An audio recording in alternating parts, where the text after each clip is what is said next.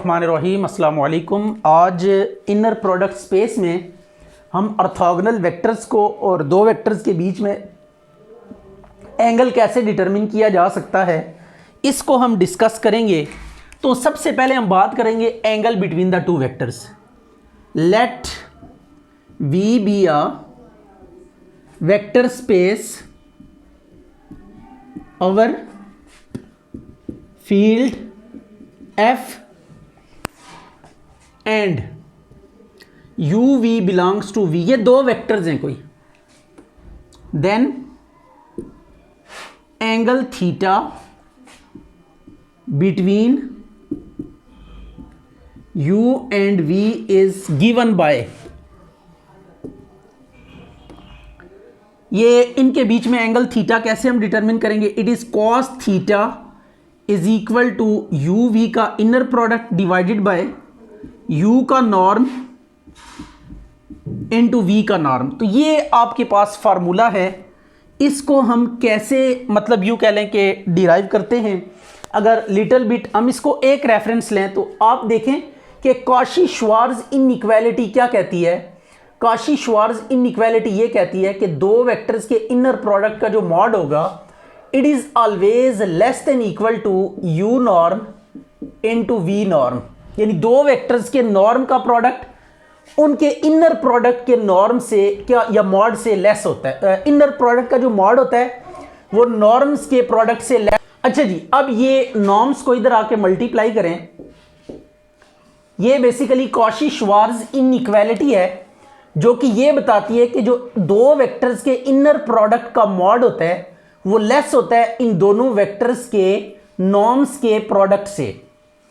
तो अब इसको इधर मल्टीप्लाई करें, sorry u norm v norm इस साइड पे आके डिवाइड हो जाएगा, is less than equal to 1। आप जानते हैं कि कॉस थीटा जो होता है ये भी लेस देन इक्वल टू 1 होता है, तो हम इनको कंपेयर करके कॉस थीटा इज, अच्छा जी ये अब आपके पास फार्मूला है cos theta is equal to u v का inner product divided by u norm over into v norm. तो इससे आप क्या डिटरमिन कर सकते हैं, एंगल थीटा डिटरमिन कर सकते हैं दो वेक्टर्स के बीच में।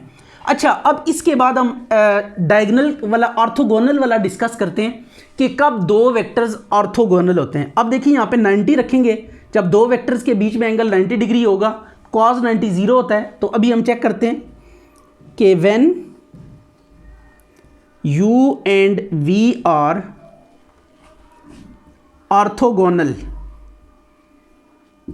देन थीटा किसके इक्वल होगा 90 डिग्री। थीटा 90 अगर आप सब्स्टिट्यूट करें तो यह आ जाएगा कॉस 90 डिग्री यू वी का इनर प्रोडक्ट यू का नॉर्म इनटू वी का नॉर्म। तो cos 90 0 u v divided by u का नॉर्म इनटू वी का नॉर्म, इसको इधर मल्टीप्लाई करें, यू वी का इनर प्रोडक्ट इक्वल टू क्या आ जाएगा 0 आ जाएगा। इफ़ एंड ऑनली इफ के साथ भी ये कर सकते हैं आप, नो प्रॉब्लम एट ऑल। तो ये आप कर सकते हैं इफ़ एंड ऑनली इफ। तो यू दो वेक्टर्स का इनर प्रोडक्ट अगर 0 के इक्वल है तो this implies u and v क्या होंगे, ऑर्थोगोनल होंगे, राइट। यू और वी क्या होंगे, ऑर्थोगोनल होंगे अगर इनर प्रोडक्ट 0 के इक्वल है, या अगर दो वेक्टर्स ऑर्थोगोनल है तो उनका इनर प्रोडक्ट 0 होगा। इससे आप ये प्रॉपर्टी स्टडी करें या 0 से आप ये प्रॉपर्टी डिस्क्राइब करें, सेम इज द केस। अच्छा, अब एक चीज़ और यहाँ पे हमने डिस्कस करनी है, दैट इज़ कि आपको पता है कि जो इनर प्रोडक्ट होता है ये सिमेट्रिक होता है। तो यू वी अगर इनर प्रोडक्ट इनका 0 है तो वी यू का भी इनर प्रोडक्ट क्या होगा 0 होगा। मीन टू से अगर u ऑर्थोगोनल टू v है तो we can say v orthogonal to u है।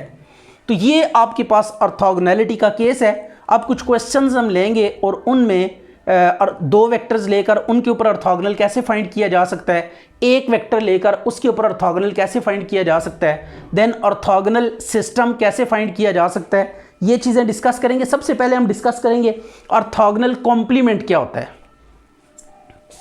अच्छा जी, orthogonal complement, let W be a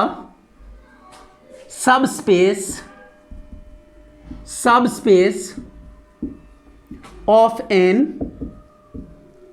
inner product space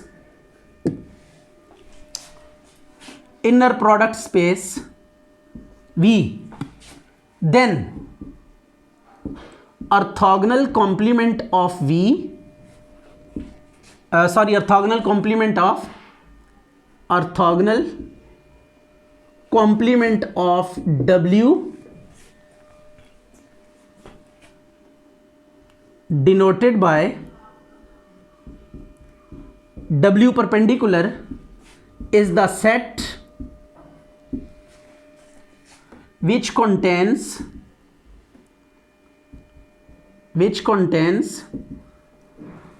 all elements of V,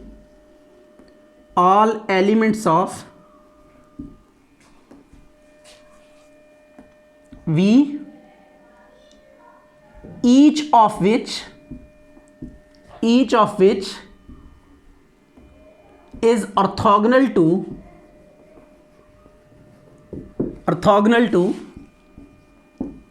each element of W। Mean to say हम इस तरह लिखेंगे कि W परपेंडिकुलर में कैसे एलिमेंट्स होंगे, V such that V belongs to V and V is perpendicular to W for all W belongs to W। यानी W के हर एलिमेंट पे जो वेक्टर्स परपेंडिकुलर होंगे या ऑर्थोगोनल होंगे उनकी कलेक्शन का जो सेट होगा वो W का ऑर्थोगोनल कॉम्प्लीमेंट के नाम से जाना जाता है। तो दिस इज ऑर्थोगोनल कॉम्प्लीमेंट। इस ऑर्थोगोनल कॉम्प्लीमेंट में ये बेसिकली एक सेट है, इसमें ऐसे एलिमेंट्स पड़े हुए हैं जो कि इस W के हर एलिमेंट के ऊपर क्या है, ऑर्थोगोनल है। राइट हो गया। W परपेंडिकुलर या W कॉम्प्लीमेंट के अंदर या ऑर्थोगोनल कॉम्प्लीमेंट के अंदर, यानी W का अगर आप ऑर्थोगोनल कॉम्प्लीमेंट की बात करते हैं तो इसमें वो तमाम एलिमेंट्स पड़े होंगे इस सेट में W ऑर्थोगोनल कॉम्प्लीमेंट में। इसमें कहाँ से एलिमेंट सप्लाई होंगे, सेट V से, यानी जो इनर प्रोडक्ट स्पेस है उसमें से एलिमेंट सप्लाई होंगे। कौन से वाले एलिमेंट, जो इस W के हर एलिमेंट पर क्या होंगे, परपेंडिकुलर होंगे या ऑर्थोगोनल होंगे। तो एट दैट मोमेंट हम उस सेट को क्या कहेंगे कि it is the orthogonal complement of W। तो this set is orthogonal complement of W। V के एलिमेंट वो वाले जो W के हर एलिमेंट के साथ ऑर्थोगोनल होंगे। This set contains that type of elements. अच्छा जी, अब आपने ये तीन वेक्टर्स दिए हुए हैं, आपने U1 और U2 पे एक ऑर्थोगोनल वेक्टर फाइंड करना है। जो U1 और U2 दोनों पे क्या है, ऑर्थोगोनल है। इसके दो मेथड्स हैं, लेकिन यहाँ पे चूंकि इनर प्रोडक्ट आपको गिवन है, हम उस इनर प्रोडक्ट के रिस्पेक्ट से ऑर्थोगोनल वेक्टर फाइंड करेंगे। तो यहाँ पे जो इनर प्रोडक्ट डिफाइन है वो कुछ इस तरह से डिफाइन है, UV का inner product is equal to determinant of U का ट्रांसपोज V। ये इस तरीके से डिफाइंड है। इसको यूज करते हुए हम क्या करेंगे, ऑर्थोगोनल वेक्टर्स फाइंड, पहले U1 U2 पे ऑर्थोगोनल वेक्टर फाइंड करेंगे एंड देन U1 U3 पे ऑर्थोगोनल वेक्टर फाइंड करेंगे। तो let W is equal to XYZ is orthogonal to U1 and U2। अगर ये U1 और U2 दोनों पे W ऑर्थोगोनल है तो what does it mean, U1 का W के साथ इनर प्रोडक्ट ये भी 0 के इक्वल होगा और U2 का W के साथ इनर प्रोडक्ट ये भी 0 के इक्वल होगा। तो अब ये आ जाएगा डिटर्मिनेंट ऑफ U1 का transpose W is equal to 0, determinant of U1 का ट्रांसपोज 1 to 1 और W आ जाएगा आपके पास XYZ। तो जस्ट आपने क्या करना है, इनको मल्टीप्लाई करना है रो को कॉलम के साथ। तो x plus 2y plus z is equal to 0 determinant है, तो ये स्क्वायर ब्रैकेट्स को हम ड्रॉप कर देंगे। तो ये अब आपके पास क्या आ गया, इक्वेशन 1 आ गई। लाइकवाइज आपने यहाँ पे भी ये फार्मूला अप्लाई करना है, U2 का transpose W is equal to 0। तो ये आ जाएगा डिटर्मिनेंट ऑफ U2 का ट्रांसपोज U2 इज 2 1 2 और ये आ गया XYZ इज इक्वल टू 0। तो 2x plus y plus 2z is equal to 0, ये इक्वेशन 2 आ गई। अब आपने करना ये है कि 1 और 2 एक्स वाई जी की वैल्यूज फाइंड करनी है। अब ये आपके पास दो इक्वेशंस हैं, इनको आपने सॉल्व करके x और y की और z की वैल्यूज डिटरमिन करनी है। तो लेट्स सी कि ये कैसे करेंगे। आप दो तरह से ये वैल्यू फाइंड कर सकते हैं, बिकॉज देखें ये इक्वेशंस दो हैं और अननोन हमारे पास 3 है। तो यहाँ पे आप ये काम कर सकते हैं कि कोई दो की value in terms of third आप कैलकुलेट कर लें, या फिर ये मेथड आप लगाएं, 2 को इसके नीचे लिखें, 2x plus y plus 2z is equal to 0। ये 2 को मैंने एज इट इज लिखा। अब ये मेथड आप यूज करें, x our minus why our और ये है z our. This is the simple method के आप यहां से x y z की स्ट्रेट अवे वैल्यूज कैलकुलेट कर सकते हैं। तो अब x के केस में ना x को आप छुपा लें और बाकियों का डिटर्मिनेंट आपने लेना है कोफिशिएंट्स का। y और z के जो कोफिशिएंट्स हैं वो यहाँ पे लिखेंगे। y के केस में y को छोड़ देंगे, x और z के कोफिशिएंट्स लिखेंगे 1 2, एंड इसी तरह z के केस में z को आप ड्रॉप कर देंगे, x और y के कोफिशिएंट्स आपने लिखने हैं।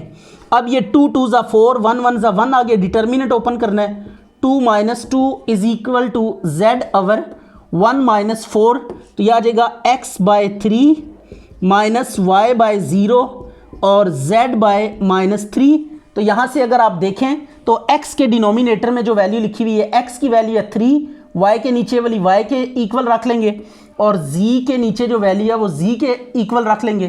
तो ये आपके पास this implies w is equal to, ये क्या आ जाएगा आपके पास, w x y z है ना, तो x y z की वैल्यू सब्स्टिट्यूट करेंगे तो this is required orthogonal vector 3 0 minus 3, या आप इसको 3 कॉमन लेके ड्रॉप भी कर सकते हैं अगर कोई कॉमन आ रहा है तो 1 0 माइनस 1, या आप w को ऐसे भी लिख सकते हैं 1 0 माइनस 1 का ट्रांसपोज, राइट। ट्रांसपोज अप्लाई करेंगे तो अगेन वो ऊपर वाली फॉर्म आ जाएगी। तो ये आपके पास एक ऑर्थोगोनल वेक्टर है जो u1 पे भी परपेंडिकुलर होगा और u2 पे भी परपेंडिकुलर होगा। आप इनका इनर प्रोडक्ट लेके देख लें w का, इन दोनों u1 और u2 के साथ आपके पास दोनों केसेस में इनर प्रोडक्ट 0 आएगा।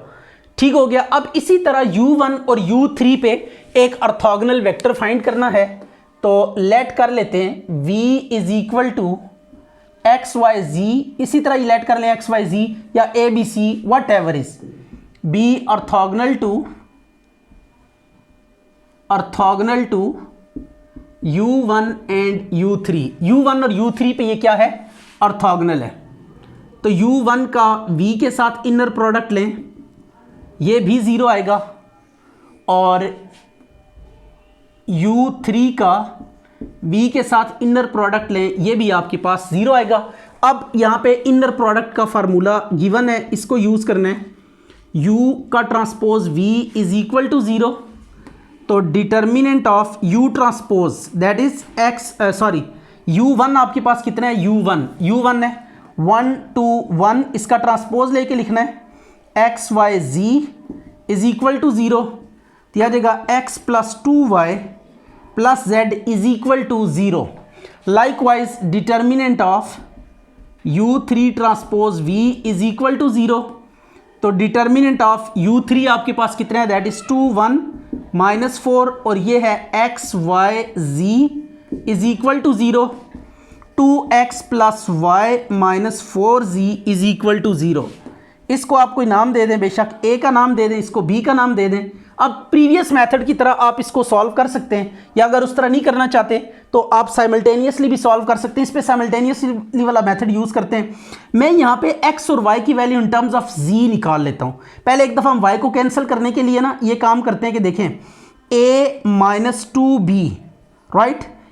b वाली इक्वेशन को, a वाली को पहले एज इट इज़ लिखें, राइट हो गया। a को पहले एज इट इज़ लिखा, b वाली को हमने सॉल्व करना है, 2 से मल्टीप्लाई करना है, तो यह आ जाएगा 4x plus 2y minus 8z is equal to 0। यह आ गया माइनस 3x, ये y से कैंसिल हो गया, minus plus 9z is equal to 0। तो x की वैल्यू आपके पास आ जाएगी 3z। तो एक दफ़ा आपने x को फाइंड कर लिया इन टर्म्स ऑफ z। अब हम क्या करेंगे, x को कैंसिल करने के लिए 2 को मल्टीप्लाई करें इक्वेशन a के साथ और इसमें b माइनस कर दें, तो यह आ जाएगा 2x plus 4y plus 2z is equal to 0 and 2x plus y minus 4z is equal to 0। इनकी कटिंग करें तो ये 2x से कैंसिल हो गया, 3y plus 6z is equal to 0, y is equal to minus 2z। तो ये x और y की value in terms of z आपने क्या कर ली, डिटरमिन कर ली। एंड आफ्टर दैट आप लिखेंगे इसको v is equal to hence v is equal to x y z।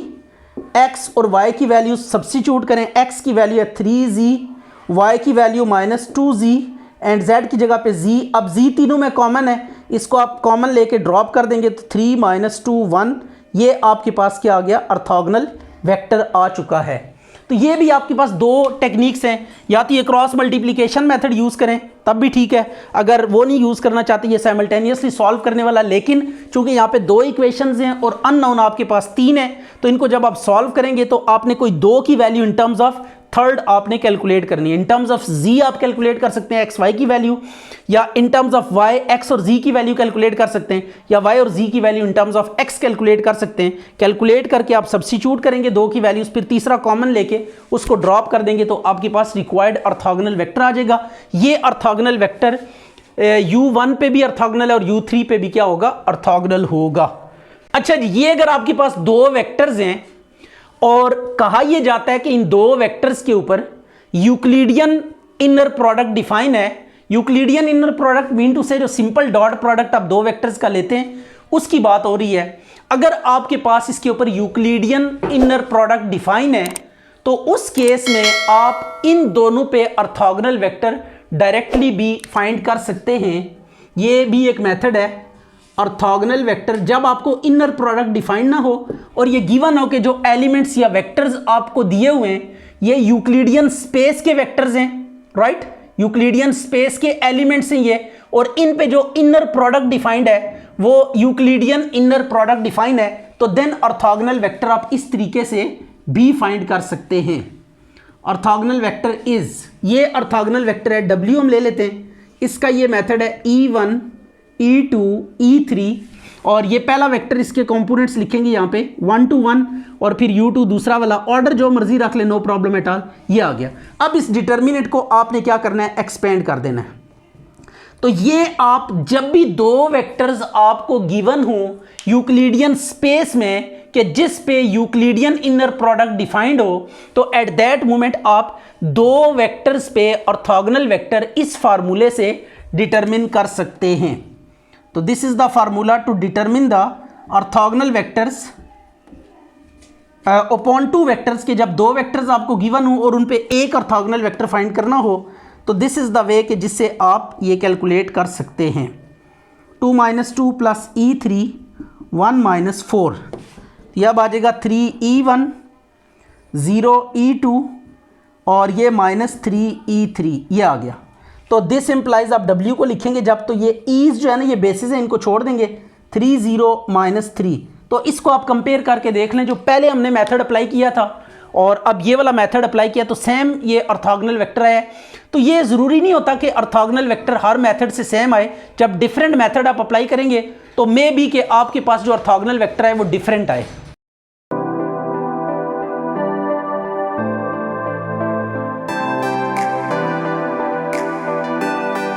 जी, अब हम ऑर्थोनॉर्मल बेसिस फाइंड करने के लिए ग्राहम श्मिट प्रोसेस को डिस्कस करेंगे कि ग्राहम श्मिट ने एक, ये आपके पास अगर बेसिस है given a basis V1 V2 V3 up to so on Vn of an inner product space V over R, यानी entries taken from real number, तो an orthonormal basis U1 U2 U3 up to so on of V can be constructed as follows. तो ये हम कैसे construct करेंगे, सबसे पहले देखें V1 के अगेंस्ट हम करेंगे U1, यह आ जाएगा V1 ओवर V1 का नॉर्म, राइट हो गया, ये U1 आ गया। फिर अब इसके बाद W2 हम लिखेंगे, W2 is equal to V2 minus V2 U1 और साथ में U1 आ जाएगा, राइट, ये W2 आ गया। और यहां से आप U2 डिटरमिन कर लेंगे, तो U2 किसके इक्वल हो जाएगा, W2 ओवर W2 का नॉर्म, ये ऑर्थोनॉर्मल वेक्टर, ये और मतलब यूँ कह लें कि ये और ये वाला जो वेक्टर होंगे ये ऑर्थोनॉर्मल होंगे। अब इसी तरीके से W3 हम कैसे कैलकुलेट करेंगे, ये आ जाएगा V3 माइनस V3U1 का inner product into U1 minus V3U2 into U2, ये आ गया। लाइकवाइज आप चलते जाएंगे और Wn आप कैलकुलेट करेंगे तो हो जाएगा Vn माइनस Vn का पीछे जितने भी बेसिस आपने कैलकुलेट किए होंगे उनके साथ इनर प्रोडक्ट। अच्छा जी, Vn U2 up to so on, ये चलता जाएगा कहाँ तक, Vn Un माइनस 1 और ये U3 किसके इक्वल होगा, W3 और W3 का नॉर्म। लाइकवाइज Wn का भी हमने कैलकुलेट करना है Un, तो ये आ जाएगा Wn डिवाइडेड बाय Wn का नॉर्म। तो ये आपके पास से बेसिस हैं। बेसिस बेसिकली जो वेक्टर्स होते हैं ये ऐसे वेक्टर्स होते हैं कि जो लीनियरली इंडिपेंडेंट होते हैं और इनसे जो वेक्टर स्पेस होता है वो हम क्या कर सकते हैं, स्पैन कर सकते हैं। यानी इनके लीनियर कॉम्बिनेशन से हम इस वेक्टर स्पेस के हर एलिमेंट को क्या कर सकते हैं, जनरेट कर सकते हैं। यानी पूरे का पूरा वेक्टर स्पेस हम जनरेट कर सकते हैं by using these basis. Right हो गया। तो बेसिस आपके पास जो वेक्टर्स होते हैं वो लीनियरली इंडिपेंडेंट होते हैं और सेकेंडली वो स्पैन कर सकते हैं वेक्टर स्पेस V को, यानी जिस भी वेक्टर स्पेस का वो बेसिस होते हैं उस वेक्टर स्पेस को स्पैन कर सकते हैं। मीन टू से कि इसका हर एलिमेंट की जो वेक्टर स्पेस होगी इसका हर एलिमेंट इनके लीनियर कॉम्बिनेशन के इक्वल होगा, यानी किसी ना किसी लीनियर कॉम्बिनेशन के इक्वल होगा। तो इसी तरह आपके पास ये अब क्या आ गया, hence U1 U2 U3 up to so on UN be orthonormal basis. ये क्या आपके पास ऑर्थोनॉर्मल बेसिस ऑफ V है ये। राइट, मीन टू से कि जो स्पैन होगा किसका स्पैन होगा, V1 जो वेक्टर थे हमारे पास बेसिस थे V1 V2 V3 up to so on Vn, इनका स्पैनिंग सेट इक्वल होगा स्पैन ऑफ ये जो हमने ऑर्थोनॉर्मल बेसिस फाइंड किए हैं इनके स्पैन के। मीन टू से ये जो ऑर्थोनॉर्मल बेसिस होते हैं ये भी आपके पास जो वेक्टर स्पेस होती है उसको स्पैन करते हैं और जो बेसिस होते हैं वो भी उसी वेक्टर स्पेस को स्पैन करते हैं। तो ये अब हम डिटरमिन करना सीखेंगे। This is one of the methods. तो वैसे ऑर्थोनॉर्मल बेसिस फाइंड करने के हमारे पास एक से ज़्यादा मेथड्स हैं और ये भी बात आपने याद रखनी है कि ज़रूरी नहीं कि ये जो आपके पास ऑर्थोनॉर्मल बेसिस आए ये यूनिक हो। इसकी यूनिकनेस भी मतलब यूँ कह लें कि शोर नहीं होती, हर दफ़ा डिफरेंट आपके पास वेक्टर्स आ सकते हैं इन ऑर्थोनॉर्मल बेसिस। तो मीन टू से कि हम ये कह सकते हैं कि अगर आपको कोई बेसिस गिवन है तो उसके अगेंस्ट एक से ज़्यादा ऑर्थोनॉर्मल बेसिस एग्जिस्ट कर सकते हैं। आप पहला वेक्टर किसको चूज कर रहे हैं दैट मैटर्स, और आप कौन सा मेथड अप्लाई कर रहे हैं उसको देखते हुए आपके पास हर दफ़ा एक नया ऑर्थोनॉर्मल बेसिस का सेट आएगा। अच्छा जी, फर्स्ट ऑफ ऑल हमने ये दो वेक्टर्स आपको गिवन है, हमने शो करना है कि ये आर स्क्वायर यानी यूक्लिडियन स्पेस है, 2 डायमेंशनल यूक्लिडियन स्पेस है। हमने इसको इसका बेसिस शो करना है। तो इसका सॉल्यूशन स्टार्ट करते हैं। तो बेसिस के लिए हम क्या करते हैं, डिटर्मिनेंट मेथड यूज़ करते हैं फॉर बेसिस। बेसिस के लिए आप इन वेक्टर्स को रो में लिखें, पहला वेक्टर फर्स्ट रो में, सेकंड वेक्टर सेकंड रो में, और इनका डिटर्मिनेंट फाइंड करें। 1 1 ज़ा 1, 0 1 ज़ा 0, तो ये 1 इज़ नॉट इक्वल टू 0। तो अगर आपको जो गिवन वेक्टर्स हैं उनको अगर आप रोज के तौर पे ले लें और फिर डिटर्मिनेंट आप एक्सपेंड करें, अगर डिटर्मिनेंट एग्जिस्ट करे और 0 के इक्वल ना हो तो then we say this implies 1 1 और दूसरा है 0 1 form basis on R square. ये आर स्क्वायर पे क्या फॉर्म करेगा, बेसिस करेगा। अब हमने इस बेसिस के अगेंस्ट एक और बेसिस फाइंड करना है जो कि ऑर्थोनॉर्मल बेसिस होगा यूजिंग ग्रैम श्मिथ प्रोसेस। तो अब ग्रैम श्मिथ प्रोसेस में हम इनको सबसे पहले लेबल करते हैं। फर्स्ट वाले को मैं U1 कह देता हूँ, 1 1 और सेकंड वाले को हम क्या देते हैं? अच्छा जी, अब हम सबसे पहले इसका फाइंड करेंगे। इनको U1 V1 V2 का नाम देते हैं, बल्कि जो कि वहाँ पे हमने फार्मूले में लिखा। तो सबसे पहले U1 फाइंड करते हैं।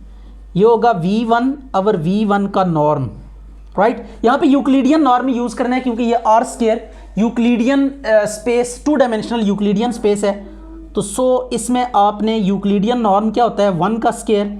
आम जो मैग्नीट्यूड आप लेते हैं, दिस इज़ द वे कि अब आप ये 1/√2 1/√2 ये आपके पास क्या आ गया U1।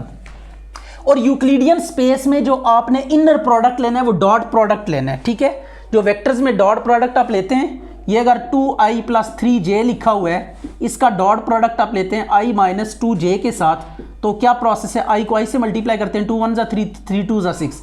This is the way आपने इसी प्रोडक्ट को अप्लाई करना है जब भी यूक्लिडियन स्पेस आपको गिवन हो और आपने ग्राम श्मिट प्रोसेस लगा के ऑर्थोनॉर्मल बेसिस फाइंड करने हो, तो उसका यही है कि आप ये प्रोडक्ट को ही इनर प्रोडक्ट के तौर पे लेंगे। अब इसके बाद हम क्या करते हैं, W2 कैलकुलेट करते हैं। ये होगा V2, this is what V2 minus V2 U1 into U1। तो V2 को अब एज इट इज लिखेंगे, दैट इज V2 क्या है यहाँ पे 0 1, तो यह आ जाएगा 0 1 माइनस इनर प्रोडक्ट ले V2 को मल्टीप्लाई करेंगे U1 के साथ। दिस इज V2 और this one is U1। Multiply करें, 0 को फर्स्ट से मल्टीप्लाई करेंगे और 1 को इस सेकंड से। तो 0 को जब मल्टीप्लाई करेंगे तो पहला 0 आ जाएगा, प्लस 1 को जब मल्टीप्लाई करेंगे 1/√2 और U1 की जगह U1 की वैल्यू पुट कर दे 1/√2 1/√2 ये आ गया। अब 1/√2 को अंदर मल्टीप्लाई करना है, इसको अंदर दोनों के साथ, तो ये 1/2 और 1/2 आ जाएगा। देन 0 - 1/2 एंड 1 - 1/2, तो वी गेट व्हाट -1/2 एंड 1/2। अब ये आपके पास आ गया W2 के बाद अब हम बात करते हैं किसकी, दैट इज U2 फाइंड करते हैं। U2 के लिए फार्मूला यूज़ करेंगे W2 और W2 का नॉर्म। तो जितने वेक्टर्स होंगे ना, आपने उतने ही वेक्टर्स फाइंड करने। देखें, अगर यहाँ पे V1 से Vn तक वेक्टर थे ना, तो हमने U1 से Un तक ऑर्थोनॉर्मल वेक्टर्स फाइंड किए। यानी जितने गिवन वेक्टर्स हैं बेसिस में, उतने ही आपने ऑर्थोनॉर्मल सेट में फाइंड करने हैं। तो यह आ जाएगा -1/2 डिवाइडेड बाय, यह आ जाएगा 1/4 प्लस 1/4 सिंपल मैग्नीट्यूड -1/2 और यह आ गया 1/2। और इसको अगर आप देखें तो 2/4, तो 1/√2, तो इट वुड बी 1/√2। इसको आप डिवाइड करें तो यह आपके पास आ जाएगा -1/√2 और 1/√2, तो ये आपके पास आ गया U2। तो यहाँ पे जो ऑर्थोनॉर्मल बेसिस है वो क्या है, orthonormal basis is, it would be, पहला वेक्टर आपके पास आया 1/√2 और 1/√2 एंड सेकेंड वेक्टर इज -1/√2 और 1/√2। इनका डॉट प्रोडक्ट लेके देख लें, 0 आंसर आएगा। ये परपेंडिकुलर होंगे और इनका मैग्नीट्यूड 1 होगा।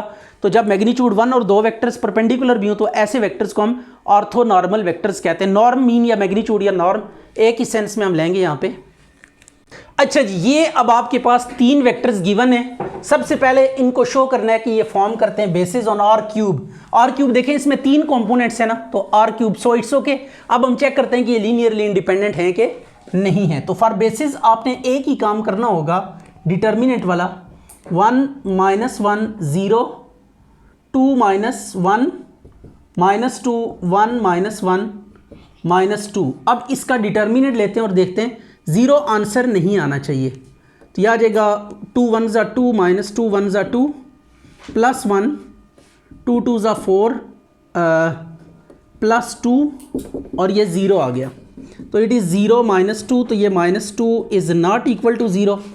तो क्या लिखेंगे, so given form basis on R cube. तो आर क्यूब पे जो गिवन है वो क्या करते हैं, बेसिस फॉर्म करते हैं। अब नेक्स्ट आपने क्या करना है, नेक्स्ट करना ये है कि हमने Gram Schmidt process find apply करते हुए इनके ऊपर ऑर्थोनॉर्मल बेसिस फाइंड करने इनके अगेंस्ट। तो अब ऑर्थोनॉर्मल बेसिस वेक्टर स्पेस के कैसे फाइंड करेंगे? Let see, late v1 1 -1 0, v2 है आपके पास 2 -1 -2 और v3 आपके पास है 1 -1 -2। राइट हो गया। तो ये अब आपके पास तीन वेक्टर्स हैं। सबसे पहले इसका नॉर्मल यूनिट वेक्टर फाइंड करते हैं। तो ये आपके पास आ जाएगा u1 v1 अवर v1 का नॉर्म। तो v1 को एज इट इज़ लिखे 1 -1 0 और norm is the simple way कि आपने कंपोनेंट को स्केयर करना है, सम करके अंडर रूट ले लेना है। तो u1 आ जाएगा 1 ओवर √2 -1 ओवर √2 एंड 0। तो ये आपके पास एक वेक्टर आ गया, ऑर्थोनॉर्मल बेसिस में से एक वेक्टर आ चुका है। लाइकवाइज अब हम क्या फाइंड करेंगे? w2 लिखेंगे। ये होगा v2 माइनस v2 का u1 के साथ इनर प्रोडक्ट इनटू u1। तो अब v2 लिखें सबसे पहले, दैट इज़ व्हाट, v2 आपके पास है 2 -1 -2 माइनस अब इसका u1 का और v2 का आपने प्रोडक्ट लेना है। तो 2/√2 आ जाएगा। ये 2/√2 minus minus plus 1/√2 and third one is 0, तो प्लस 0 इनटू u1 को एज इट इज़ लिखें। ये इन दोनों का ना डॉट प्रोडक्ट लेना है u1 का v2 के साथ। अच्छा जी, ये आ जाएगा -1/√2 and the rest one is 0। अब आप इसको सॉल्व करें तो ये आपके पास आ जाएगा 2 -1 -2 माइनस 2 और 1 3/√2 इंटू 1/√2 माइनस 1/√2 और ये आ गया 0।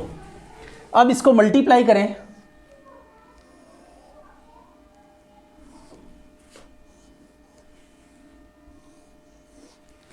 अच्छा जी, W2 को हम सिंप्लीफाई करते हैं तो दैट इज 2 -1 -2 माइनस 3/2 माइनस 3/2 और ये आ गया 0। अब आपने रिस्पेक्टिव फर्स्ट में फर्स्ट, सेकंड में सेकंड, थर्ड में थर्ड, प्लस है या माइनस है जो भी है वो करना है। यह आ जाएगा -1 प्लस 3/2 -2 माइनस 0।